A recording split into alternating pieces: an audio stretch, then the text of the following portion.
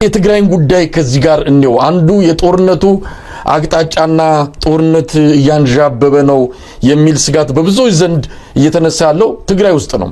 ሰሞኑን አሁን በስልጣን ላይ ያሉት ሌተናል ጀነራል ታደሰ ወረደ አንድ ነገር ተናግሯል። የፌደራሉ መንግስት በትግራይ ሌላ ዙር ጦርነት ለመክፈት ዝግጅት እያደረገ ይገኛል ብለው የገለጹበት መግለጫቸው በዓለም አቀፍ የሚዲያ ተቋማትም ጭምር ትኩረት አግኝቷል።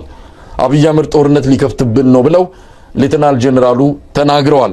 ከዚህ ሌላ አንድ ነገርም አንስተዋል። ለመጅሊሱን በተመለከተ በትግራይ ያለው ነው ኢትዮጵያ ኦርቶዶክስ ተዋሕዶ ጉዳይንም በተመለከተ ማንንም አይነካቸውም ሲሉ የገለጹት ሌተናል ጀነራል ታደሰ ወረደ ሃይማኖትንና መንግስትን ቀላቅለው አሻፈረኝ እያሉ ነው። ለማንኛውም የትግራይ ሁኔታም የአብይ አህመድ የአስተዳደር ክሽፈት የታየበት ቀጠና ነው ማለት እንችላለንና እስቲ በዚህ በታደሰ ወረደ ሰሞንኛ ቃለ መጠይቅ ላይ ምን ማለት ይቻላል? መሳይ ከፈቀድክልኝ አንዲት ደቂቃ ብቻ ስለዚህ ስለ አንተ ባልከው ላይ ወደቡ ላይ ልጨምርና ወደ ትግራይ ብሄድ ከፈቀድክልኝ። የዚህ ወደብ ጉዳይ አንድ ባለስልጣን ሲናገሩ በቀደም ምን ይሉልሃል መሰለህ? ቢያንስ የዓለም አቀፍ አጀንዳ አድርገነዋል። ወደ ማለት ኢትዮጵያ የባህር በር ያስፈልጋታል የሚለው ነገር ዓለም አቀፍ አጀንዳ ሆኗል ሲሉ ሰሙ። በጥሩ አጀንዳ አድርገውታል እኮ ልክ ናቸው፣ እውነት ነው። የጸጥታው ምክር ቤት አጀንዳ አድርጎ እኮ ተቀምጧል። በኤምኦዩ በኢትዮጵያ እና በሶማሌላንድ ኤምኦዩ ምክንያት የጸጥታው ምክር ቤት አጀንዳ አድርጎ ቁጭ ብሎ ውሳኔ አስተላልፏል። የውሳኔው ቃለ ጉባኤ የሚነበበው ደግሞ ምንድነው ያለው? ኢትዮጵያ ተንኳሽነቷን ማቆም አለባት፣ መመከር አለባት የሚል ውሳኔ ነው የተላለፈው። አዎ ቻይናም አጀንዳው አድርጋዋለች። አጀንዳው አድርጋ ደብዳቤ ጽፋለች ለኢትዮጵያ። አፍሪካን ዩኒየን አጀንዳው አድርጎታል፣ እውነት ነው። አጀንዳው አድርጎ ቻርተሩን ልትጥሽ ነው ኢትዮጵያ፣ እንደው መቀመጫችን ሁሉ ሊዛወር ይችላል የሚል ስብሰባ አድርጎ ነው። ሌሎች አሜሪካም አጀንዳው አድርጋው ደብዳቤ ጽፋለች። እና እንዴት ነው የሚያስቡት እነዚህ ሰዎች? እንደው ለኢትዮጵያ ሕዝብ ይሄንን የባህር በር ጥያቄያችንን ዓለም እንዲያውቀው አድርገናል ሲሉ ምንድን እያሉ ነው የሚለው ነገር በጣም ይገርመኝ። ይሄ የተመዘገበው ውጤት ይሄ ነው የምናውቀው። እንግዲህ በጣም ያሳዝናል፣ በእውነት ያሳዝናል። እኔ እንደው ይሄን አልለፈው ብዬ ነው መሳይ በዚህ ነው ገለጣው። ምናልባት የሌተናል ጀነራል ታደሰ ወረደን መግለጫ ለጊዜው ላቆየው፣ ምክንያቱም ወደቡን ካነሳን አቀር ከወደብ ጋር የተያዘም የዕለቱ አንዱ አጀንዳችን ስላለ በዛው ይህንን አጀንዳ ተመልክተን ወደ ሌተናል ጀነራል ታደሰ ጉዳይ እንመጣለን። የሶማሊያው ፕሬዚዳንት ለቢቢሲ ፎከስ ኦን አፍሪካ የሰጡት ቃለ መጠይቅ አለ ከወደቡ ጋር ስለሚያያዝ ነው። እንግዲህ አብይ አህመድ የኢትዮጵያን ሕዝብ በዚህ ቀይ ባህርን እናመጣለን፣ አሰብን እንመልሳለን የሚል አጀንዳ ፈጥሮ ካርታ ሁሉ በባለስልጣናቱ ደረጃ የሚያዝ በተለያዩ የአብይ አህመድ ሚኒስቴር መስሪያ ቤቶች ግድግዳ ላይ ሁሉ ኤርትራ አሰብ ወደብ ያለበትን ካርታ ሁሉ እስከ መስቀል የደረሱበት ሁኔታ አለ። ለማንኛውም ይህን አጀንዳ ለኢትዮጵያ ሕዝብ ሰጥተውና እያጫጫሁ ከጎን ግን ከሶማሊያ ጋር እየተደራደሩ እንደሆነ ደግሞ ሰምተናል። የሶማሊያው ፕሬዝዳንት ሐሰን ሼክ መሐመድ ለቢቢሲ ፎከስ ኦን አፍሪካ የሰጡት ቃለ መጠይቅ ላይ ከኢትዮጵያ ጋር እየተደራደሩ ነው፣ ኢትዮጵያ የወደብ አገልግሎት እንድታገኝ ወደብ በኪራይ ልንሰጣት እየተነጋገርን ነው አሉ። ለምንድን ነው ይሄንን የማይገልጹት? ስለዚህ ወደቡ በኃይል የሚመጣ ከኤርትራ ወይስ እነሱ ከጀርባ በደንብ እየሰሩ ያሉት ከሶማሊያ ጋር ወደብ በኪራይ ለማግኘት ነው? እንደገለጹት ከሆነ እሳቸው እየሰራንበት ነው። እንደውም ሌላም አጀንዳ አንስተዋል። ኢትዮጵያና ግብጽ በሶማሊያ ግዛት ውስጥ ሊዋጉ ጥይት ሊታኮሱ አንፈቅድላቸውም የሚልም ነገር አንስተዋል። ምናልባት የግብጽን ወደ ሶማሊያ ሰራዊቷን ማስገባት ተከትሎ ያለውንም አጀንዳ በተመለከተ የመንግስታቸውን አቋም ግልጽ ለማድረግ ይመስላል። በትክክልም በአደባባይ ይሄን ሊናገሩ ይችላሉ። ከጀርባ ያለውን ነገር ግን የምናውቀው አይደለም። ብዙ ነገር እየሰማን ነው። ለማንኛውም ከወደቡ ጋር በተያዘ ከዚህ በፊት ጅቡቲ ለአብይ አህመድ አገዛዝ አቅርበናል፣ ታጁራን ወደብ በጋራ እንድናስተዳድር ጥያቄ አቅርበናል፣ እንደዚሁም ፍላጎታችንን አሳይተናል ብለው የአብይ አህመድ አገዛዝ ጀርባውን ነው የሰጠው። አሁን ከሶማሊያ መንግስት ጋር ግን እየተደራደረ መሆኑን እሳቸው ነግረውናል። በአብይ አህመድ በኩል በይፋ የተገለጸ ነገር የለም። ማስተባበያም ማረጋገጫም አልሰጠም። ምንድነው እየሆነ ያለው? ብዙ ቦታ ላይ ድብብቆሽ ነው ያለው። ታዲያ ለምን ከኤርትራ ጋር እንዲህ አይነት ፍጥጫ ውስጥ መግባት አስፈለገ? ከጅቡቲ ጋር እንዲህ አይነት ድርድር ውስጥ ከተገባ የወደብ ጥያቄ ከሆነ መሆንም ያለበት በዲፕሎማሲም በተለያየ መንገድ በድርድርና በንግግር እንደሆነ እየታመነ ከሶማሊያ ጋር ድርድር ከኤርትራ ጋር ሲሆን ግን ዘራፍ የሚባልበት ምክንያት የሚገባ አይደለምና እስቲ ይህን እንዴት አየኸው? አይ ቲንክ አሁን ይሄኛው አጀንዳ እንኳን የሚመስለው በዚህ በኤርትራ በኩል ያለው ሁኔታ የሚገፋ አይመስልም። አሁን ባለው ሁኔታ በተለይ እነዚህ ሀያላን ሀገራትም ደግሞ ማስጠንቀቂያም እየሰጡ ስለሆነ ተደናግጧል። አብይ ቶሎ ነው የሚደነግጠው። በተለይ እና አሜሪካ እና እንግሊዝ እንደው ትንሽ ድምጻቸውን ሲያሰሙ ቶሎ የመደንገጥ ነገር አለውና እንግዲህ ይህን የኢትዮጵያን ሕዝብ ለማታለል መሳይ አሁን በሶማሌ በኩል እንደዚሁ ለኪራይም ቢሆን አንድ የተወሰነ ቦታ በሶማሌ በኩል ተገኘ በሚል ይህን የባህር በር ሩጫ የሰሞኑ ሩጫ ለማስተንፈስ ለማስቀየስ ሊጠቀሙበት የሚሞክሩ ነው የሚመስለኝ። ከዛ ባሻገር በሶማሌ በኩል በተለይ በአሁኑ ሰዓት በዚህ ሰዓት ምንም አይነት ዘለቂታዊ የሆነ ስምምነት ለማድረግ የሚያስችል በቁርጭምጭሚቱ የጸና መንግስት የላትም ሶማሌ። እንደሚታወቀው የተመረጠ መንግስት የለም። የተመረጠ መንግስት ስለሌለ በምርጫ ማለት ይሄ አንድ ሰው አንድ ድምጽ በሚለው ምርጫ ላይ ገና አልደረሰችም ሶማሊያ። እንደሚታወቀው ያ መንግስት መጥቶ በፌደራል መንግስቱ ስር ያሉት ስድስቱም በተለይ ሶማሌላንድን ጨምሮ ነው ስድስት የምንለው ስድስቱም ድምጻቸው አንድ ሆኖ ሲወስኑ በወደባቸው ጉዳይ ላይ ሲወስኑ ሊሆን የሚችል ነው ወደፊት ሶማሌ ስትጠናከር ማለት ነው። ያን ጊዜ ኢትዮጵያ መንግስት በዛ በኩል ውሃ ካገኘ ተፈራርሞ በሊዝሙም በምን ሊያደርግ ይችላል። አሁን ያለው ስልጣን ላይ ያሉት ሰውዬ ቢሰጡ እኮ ጁባላንድ እኮ ነገ በጥይት ልታባረው ትችላለች ከዛ አካባቢ፣ ወይም ደግሞ አንዱ ስቴት ዞር በል ሊል ይችላል እና ምንም የረጋ ነገር የለም እዛ። ግን ይሄ ሰው የዚህ የቀይ ባህሩ ጉዳይ ከከሸፈበት እዚህ ያገኘው ብሎ ሄዶ ባንዲራ ሰቅሎ ወይ ደግሞ የሆነ ስምምነት ተፈራረም እንደ ኤምኦዩ አይነት ማለት ነው ተፈራረምን ምናምን ብሎ ኢትዮጵያን ሕዝብ ለማደናገር ሊጠቀምበት ይችላል። ፌል ስለሚያደርግ ማለት ነው። በዚህ በኤርትራም በኩል ያለው በየትኛውም በኩል ያለው ፌል ስለሚያደርግ። ከዛ ውጭ ግን ኢትዮጵያ የባህር በራሁን አልተቸገረችም መሳይ። እንደሚታወቀው አሁን የተቸገርነው እኛ የምንከፍለው ብር ብዙ ነው። ስለዚህ ለወደፊቱ በዚህ መቀጠል አንችልም እንጂ መውጫ መግቢያ መተንፈሻ አላጣን። እጃችንን ስበው በጅቡቲ ይሁን በኤርትራም ጋር ሰላም ብንሆን ኖሮ በሶማሌ በኩል በሶማሌላንድ በኩል በኬንያ በኩል ሞምባሳ እንደውም አንድ ጊዜ መርከብ እያስነዳችሁን እኮ ኬንያ የኢትዮጵያ ባንዲራ ያለበት መርከብ እንዲንሸራሸር አድርጋ ተጠቀሙበት እኮ ብላለች እኮ። እና ገንዘብ እኮ ነው፣ ቢዝነስ እኮ ይሰጡናል። ምን ችግር አለው? እሱ የኦነርሺፕ ጥያቄ ሌላ ጉዳይ ነው። እሱ በከፍተኛ ዲፕሎማሲ የሚፈታ ነውና አሁን ያለው ሁኔታ መሳይ ማደናገሪያ ነው። አብይ አህመድ የባህር ጥያቄያችንን በጣም አወሳስቦታል። በጣም ገለታው እንደው የሶማሊያው ፕሬዝዳንት ሐሰን ሼህ መሐመድ የሆነ የአሸናፊነት ግርማ ሞገስ ተላብሰው ነው እንግዲህ ቀደም ሲል አንተ እንዳልከው ማዕከላዊ መንግስት የሌላት በዚህም በዛም ተበጣጥቃ ያለች ሀገር እንኳን የዲፕሎማሲ ድሉ የሰጣት ሞገስ አለ። በዛ ሞገስ ተጠቅመው ነው እንግዲህ ፎከሶን አፍሪካ ላይ በቢቢሲ ላይ ቀርበው ሲናገሩ የሆነ ሙሉ እምነት ኖሯቸው ነው ሲናገሩ የነበሩት። አዲስ አበባ መጥተው ባለፈው በምርቃቱ ፕሮግራም ላይም እንደዚሁ በጣም ዘና ብለው ነገሮችን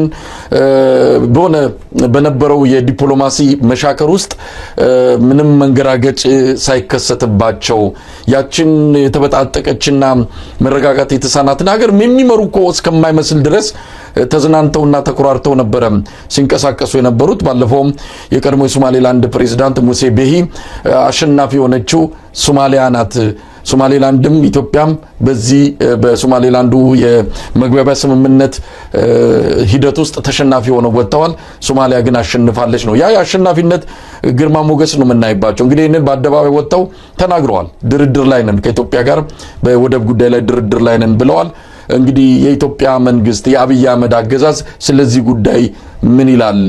ይህንን የሚያጫጫውንና የሚያራግበውን የሁለቱ ሀገራት የኤርትራና ኢትዮጵያንን ግንኙነት በከፍተኛ ደረጃ እያሻከረ ያለውን በቀጠናውም እንደዚሁ ትኩሳቱን እንዲጨምር ያደረገውን የዚህ የወደብ ምንድነው ሉጋም ያጣ ግልቢያን ወደዚህ ረገብ አድርገው ትክክለኛ የሆነውን እያደረጉ ያሉትን ነገር በትክክል ገልጸው ቀጠናውን ማረጋጋት ቢችሉ አንድ ነገር ነው።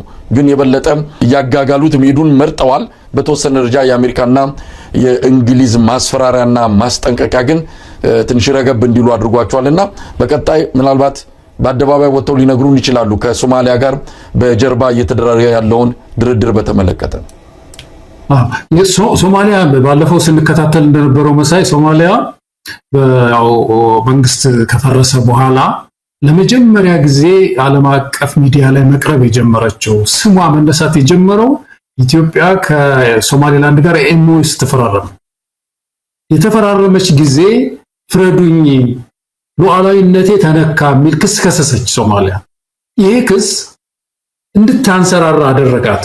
በተለይ የውስጡን መከፋፈል በሶማሊያ ውስጥ የነበረውን የውስጥ መከፋፈል እያጠበበው መጣ እና የሆነ ዩኒቲ ተፈጠረ። ለተወሰነ ጊዜ ዓለም አቀፍ ሚዲያ በሰፊው አገኙ፣ ደብዳቤ አገኙ፣ የእውቅና ደብዳቤ የሶማሌላንድ ወደ እናት ሀገርሽ ሄደሽ መፍትሄ አምጪ የሚል ሶማሌን በአጠቃላይ በዓለም አቀፍ ደረጃ ከወደቀችበት ብድግ የሚያደርግ የሚያነሳ በዓለም አቀፉ ማህበረሰብ እይታ ውስጥ የሚከት ሁኔታ የፈጠረው የኛ ኪሳራ የሶማሌ ይሄኛ ሰውዬ ያመጣው ጣጣ እና ባለውለታ ነው። አሁንም ግን የፖለቲካ ጨዋታ የተጫወቱበት ነው ያለው። የሚገርም ነገር ናና ውሰድ አብይ አህመድን ማለት ምን ማለት ነው? አሁን በዓለም አቀፍ ስቴጅ ውስጥ ከዚህ በፊት ሶማሌላንድ ሄደው አብይ አህመድ ያንን ደብዳቤውን ቀደደና አሁን ከሶማሌ ጋር እየተወያየ ነው ያለው። ላትሰጠው ትችላለች እኮ ሶማሌ ወደው ላትሰጥ ትችላለች። ግን ምን እያደረገች ነው ያለችው? አሁን የፖለቲካ ካፒታሏን ከፍ እያደረገች እኮ ነው ያለችው። መሳይ ከያኛውን ክዶ በፊት የነበረውን ስተቱን አርሞ ወደኛ መጥቷል። መጀመሪያ መምጣት የነበረበት በሶማሌ በኩል ነበረ። ያንን ትተነዋል፣ ይቅር ብለነዋል። አሁን እየመጣ ነው ያለው እያሉ እያጻፉ አርቲክል እየተጻፈ በዚህ ላይ እየተጫወቱበት ነው ያለው ይሄን ሰውዬ መሳይ። እና ነገ ይሄ ወደብ ይገኛል ተብሎ አይደለም በሶማሌ በኩልም ያልነው የጸጥታውን ጉዳይ የሚሆን አይደለም፣ ግን ለፖለቲካ ትርፍ እየተጠቀሙበት ነው ያሉት ማለት ነው። ገለታው እንግዲህ ወደ ሌተናል ጀነራል ታደሰ ወረደ ቀደም ሲል ወደ ነካካነው ርዕሰ ጉዳይ እንመለስና እንግዲህ ቀደም ሲል እንዳልኩት በጣም ጠንከር ያለ አቋም ይዘው ነው ለዓለም አቀፉ ማህበረሰብ ጭምር እንዲደርስ መልእክቱ አድርገው የገለጹት። የፌዴራሉ መንግስት የአብይ አህመድ አገዛዝ ማለት ነው ጦርነት ሊከፍትብን ነው ሲሉ ነው ሌተናል ጀነራል ታደሰ የገለጹት። እንዴትና መቼ ዝርዝር ነገር የለውም። ያው ከዚህ ከፕሪቶሪያው ስምምነት ተግባራዊ አለመደረግ በራሱ ጦርነት ለመክፈት እንደመፈለግ አድርገው ለመግለጽ በተደጋጋሚ ሞከሩታል። አሁን ግን ግልጽ በሆነ ቋንቋ ፌዴራል መንግስቱ ጦርነት ሊከፍትብን ነው ብለዋል። ሌላም ቀደም ሲል የጠቀስኩት አለ የኦርቶዶክስ ቤተክርስቲያን ላይና ምንድነው መጅሊሱን ጉዳይ በተመለከተ በትግራይ ክልል ማንንም አይነካቸውም ሲሉ የገለጹበት ሁኔታ በራሱ ሰውየው መንግስትና እምነትን ሃይማኖትን ድብልቅልቁን ያወጡበት ሁኔታ ነው ያለው። ለማንኛውም ገለታው የትግራይ ሁኔታ እንዴት እያየው ነው? አንድ በትግራይ መዘንጋት የሌለበት ነገር አንድ ሰርኩላር ነው አይደል የሚባለው ደብዳቤ ተላልፏል ከፌደራል መንግስት። እንግዲህ ከፌደራል መንግስት አካሎች መካከል አንዱ ምርጫ ቦርድ ነው። ምርጫ ቦርድ ደብዳቤ አስተላልፏል። ያ ደብዳቤ በአስፈጻሚው መፈጸም አለበት እና ደብዳቤው ምንድነው የሚለው? ህወሓትን አፍርሻለሁ ከዛሬ ጀምሮ በቢሮ ያሉትን ዕቃዎች ሽጥ አስረክብና ለተለያዩ ድርጅቶች ይሰጥ ተብሎ ተወስኗል። ይሄ ውሳኔ መፈጸም አለበት መሳይ።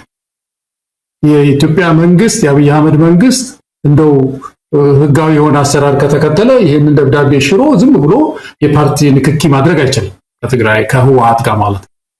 ስለዚህ አሁን ህወሓትን ወይ በቀጥታ ጦርነት ውስጥ ገብቶ ቢሮዎቹን ማሸግ ማስፈጸም አለበት ወይም ደግሞ በዚህ በአፋር በኩል በምናምን በኩል አለ የሚባለው ሰራዊት ያስታጠቀ የደገፈ ሌላ ጦርነት ማምጣት አለበት።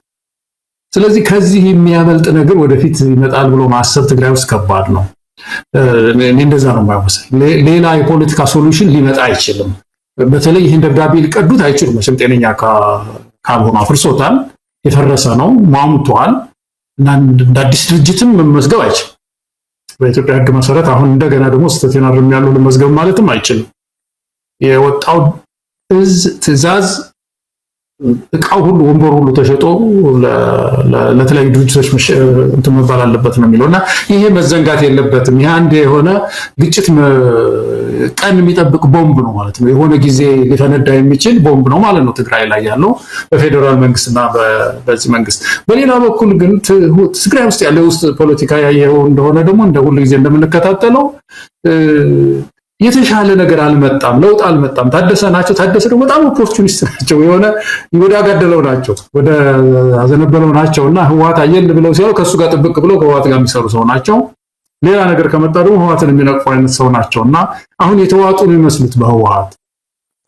ስለዚህ አሁን የህወሓትን አጀንዳም እንትን እያደረጉ ነው ያለው። በተለይ አሁን ሃይማኖት ውስጥ የገቡበት ሁኔታ ያየን እንደሆነ በጣም አሳሳቢ ነገር ነው። አሁን መጅሊስም ይሁን ሲኖዶስም ይሁን ምንድነው የሃይማኖት ሉዓላዊነታችንን የሚነካ ከሆነ በዚህ አንስማማም ይላሉ። በመሰረቱ ይህ ሰው ማወቅ ያለባቸው በተለይ በኢትዮጵያ ኦርቶዶክስ እኔ በዚህ በሙስሊሙ አላቅም በርግን ግን ይመስለኛል ተመሳሳይ ይመስለኛል። በኢትዮጵያ ኦርቶዶክስ ውስጥ ሉዓላዊነት የሚባል ይሄ የሀገር ሉዓላዊነት አለ። ቤተክርስቲያን ግን ዓለም አቀፍ ናት።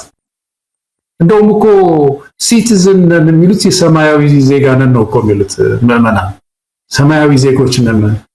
እዚህ ባንግላዴሽ ያለው ኦርቶዶክስ ይሁን ሌላም ሀገር ያለው ኦርቶዶክስ ተያይዘን መንግስተ ሰማይ ነው የምንገባው፣ ሰማያዊ ዜጎች ነን ነው የሚሉት። በቤተክርስቲያን በኩል ያለው ጉዳያቸው አገር ዘለል ነው ሌላው ቀርቶ እና ይሄንን ልክ እንደ ፖለቲካ መጫወቻ አድርጎ ሉዓላዊነት የሚያስብል ቋንቋው ራሱ ትክክል አይደለም ማለት ነው። እኔ እንደው ይሄን ነው የተረዳሁት። እንደው በትክክል እንደ ስጋት ይሁን በትክክል መሬት ላይ ባለ የተለያዩ ሁኔታዎች ተነስተው ፌደራል መንግስቱ ሊወረን ነው ብለው የተናገሩበት ሁኔታ ትንሽ ግራም ያጋባ ነው። እንዲሁ ዝም ብለው አጀንዳውን አንስተው የዓለም አቀፉ ማህበረሰብ ትኩረት ለማግኘት ያደረጉት ወይስ መሬት ላይ የሚታይ የሚጨበጥ የፌደራል መንግስቱ የአብይ አህመድ አገዛዝ ጦርነት ለመክፈት እያደረገ ያለውን እንቅስቃሴ አግኝተው ነው ወይስ ምንድነው? አንዳንድ ጊዜ ፖለቲከኞችን አታምናቸውም። የሚደረገውን የፖለቲካ ጨዋታም በደንብ ካልተረዳው በስተቀር የሚያነሷቸው አጀንዳዎች በሙሉ መሬት ላይ የሌሉ አንዱን ለዋጋ ለማሳጣት የሚያደርጉት ነጥብ ለማስቆጠር የሚያደርጉት ነው ብለህ ትወስዳለህ። በትክክል አሁን አብይ አህመድ ትግራይ ላይ ጦርነት ይከፍታል ለምን ብሎ እንዴት ብሎ ምን አቅም አለ? ብዙ ነገር የሚነሱ ነገሮች አሉ። በአሁን ሰዓት ባለው ሁኔታ አብይ አህመድ አንድ ጥይት ወደ ትግራይም ሆነ ወደ ኤርትራ ለመተኮስ የሚያስችል የወታደራዊ አቅም ከዲፕሎማሲ አንፃር የሚነሱ ብዙ ነገሮች አሉና ምን አግኝተው ነው ሌተናል ጀነራል ታደሰ በዚህ ደረጃ አቋም ይዘው መግለጫ እየሰጡት? ወይስ የፕሪቶሪያው ስምምነት እንዲከበር እንዲጠበቅ በዚህ መንገድ መምጣቱ ያለምንም ትኩረት ለማግኘት የሚመቸን የምናረጋግጠውም ይህንን አጀንዳ አንስተን ፌደራል መንግስቱ ሊወረን ነው ብለን ካስጮህ ነው ትኩረት እናገኛለን ብለው ካልሆነ በስተቀር በትክክል መሬት ላይ እንዲህ አይነት የአብይ አህመድ እንቅስቃሴ አለ ብለን መውሰድ እንችላለን? እኔ እኮ መሳይ መዘንጋት የሌለብን ነገር አንደኛ የዚህ የፕሪቶሪያ ስምምነት እኮ ፈረሰ እኮ። እንዴ በምን ቋንቋ ነው ፈረሰ መባል ያለበት? አንደኛ ህወሓት ሲፈርስ አንዱ ሆልደር አንዱ ተፈራራሚ ህወሓት ነው እዛ ውስጥ እና ህወሓት ፈርሶ የፕሪቶሪያ ስምምነት በህይወት አለ ማለት እኮ አይቻልም። ዝም ብሎ አሁን በኢትዮጵያ መንግስት በኩል በአብይ በኩል ስሙም አይነሳም። አሁን ፕሪቶሪያ ስምምነት የሚባለው ፈርሶ ከህወሓት መፍረስ በኋላ ማለት ነው። ምርጫ ቦርድ አፍርሻለሁ ካለው በኋላ አይነሳም። የፕሪቶሪያ ስምምነት ፈርሷል፣ እሱ የለም የሚይዘው አካል ስለሌለ ማለት ነው። ግን ከዛ በኋላ አሁን ተከታዩ ነገር የዚህ የጦርነት ስጋት አለ ወይ እንደው በይሁንታ ሊሆን ይችላል ወይ የሚል ግምገማ ውስጥ ከገባን አው ጦርነት ውስጥ ሊከት የሚችል ትልቅ ምክንያት አለ። ይሄ ትልቅ ምክንያት ምንድነው? የትግራይ እና የፌደራል መንግስቱ ይሄ በህይወት እስካለ ድረስ ማለት ነው። አብይ አህመድ ፌደራል መንግስቱ በህይወት እስካለ ድረስ ከትግራይ ጋር የሚያደርገው ኮሚኒኬሽን ተበላሽቷል። በምን ምክንያት ተበላሽቷል? ህወሓት ትጥቅም አልፈታም፣ ድርጅቴንም በምርጫ ቦርድ ውሳኔ መሰረት አላስረክብም፣ ቢሮዬንም አልዘጋም፣ ስብሰባም አላቆምም፣ መዋጮም መሰበስባለሁ ብሎ ነው የቀጠለው። ይሄ ጉዳይ ረጅም ጊዜ አይቆይም። የሆነ መፍትሄ መፈለግ አለበት። የፖለቲካ መፍትሄ የለውም። የፖለቲካ መፍትሄ እንዳይኖረው አድርገው አወሳስበውታል። ቀደም ብሎም ወደዚህ ጉዳይ ውስጥ ከመግባት ህወሓትንም አፍርሻለሁ ዛሬ ከማለት የፖለቲካ መፍትሄ ፈልጎ ወደዛ እርምጃ መግባት ይቻል ነበር። ያን አላደረጉትም። ስለዚህ ከፖለቲካ መፍትሄ ከሌለው የምን መፍትሄ ነው ያለው? ያው የሚሊተሪ ሶሉሽን ነው ያለው ማለት ነው። ስለዚህ ቀን ነው የሚጠብቀው መሰል አሁን የአብይ አህመድ ቀን ነው ለዛ ለትግራይ አካባቢ የሚጠብቀው እና ሁኔታዎች የተወሰኑ መመቻቸት ነገር ከተገኙ ከህወሓት ጋራ ግጭት ውስጥ አይገባም ማለት ያስቸግራል። ከዚህ የተነሳ የኢትዮጵያ ህዝብ፣ የትግራይ፣ የአማራ፣ ሌሎች ህዝብ የኢትዮጵያ ህዝብ አጠቃላይ እጅ ተያይዞ እንዲህ በየክልሉ ያለውን ኪሳራ መመከት ካልሆነ በስተቀር ነገር የሆነ ነገር ሊደበድብ ይችላል፣ የሆነ ነገር ሊያደርግ ይችላል የሚል እምነት ነው ያለኝ። ገለታው እንደው ከዚህ ከትግራይ ጉዳይ ጋር ሳንወጣ በኢትዮጵያና በኤርትራ መካከል ያለው ውጥረት እንግዲህ በየጊዜው እየጨመረ መጥቷል። ወደ መሬት ይወርዳል አይወርድም ሌላ ጉዳይ ነው። በሳውዲ አረቢያ የኢትዮጵያ አምባሳደር ሌንጮ ባቲ አንድ ትንታኔ ይዘው ብቅ ብለዋል። የትንታኔያቸው መነሻ የችግሩ ዋነኛ መንስኤ የባህር በር ጥያቄ ብቻ ሳይሆን በህወሓት ውስጥ ባሉ ጠንካራ መስመር ተከታዮችና በኤርትራ መንግስት መካከል የተፈጠረው ያልተጠበቀ ጥምረት ነው ሲሉ ገልጸዋል። ውጥረቱን ያመጣው የባህር በር ፍላጎት ብቻ አይደለም፣ በእነዚህ በሁለት ኃይሎች መሃል የተፈጠረው ያልተጠበቀ ጥምረት ነው ቀጠናውን ወደ ግጭት ሊወስደው የሚችለው የሚል ነገር አንስቷልና አንድ የተናገሩት አለ። አምባሳደሩ የግጭቱ ፊውዝ ያለው መቀሌ ውስጥ ነው ሲሉ ገልጸዋል። ምናልባት ይህንን ሰምተው ይሆናል ሌተናል ጀነራል ታደሰ ወረደ ፌዴራል መንግስቱ ጦርነት ሊከፍትብን ነው ያሉት። የዓለም አቀፉ ማህበረሰብ ትኩረቱን በአሰብ ወደብ ላይ ብቻ ማድረጉ የግጭቱን ትክክለኛ ምንጭ እንዲስት እያደረገው እንደሆነ ነው እንግዲህ በጽሁፋቸው ሌንጮ ባቲ የገለጹትና እንግዲህ ሌንጮ ባቲ ማን እንደሆኑ ያው የሚታወቅ ነው። የቀድሞ የኦዴግ የኦሮሞ ዲሞክራሲያዊ ግንባር አመራር አባል የነበሩ አብይ አህመድ ወደ ስልጣን ሲመጣ ጓዛቸውን ጠቅልሎ አዲስ አበባ የገቡ ከዛም በአምባሳደርነት ሳውዲ አረቢያ አሁንም ድረስ ያሉ ናቸው። ከዛ በፊት በህዝብ ተወካዮች ምክር ቤት ነበሩ።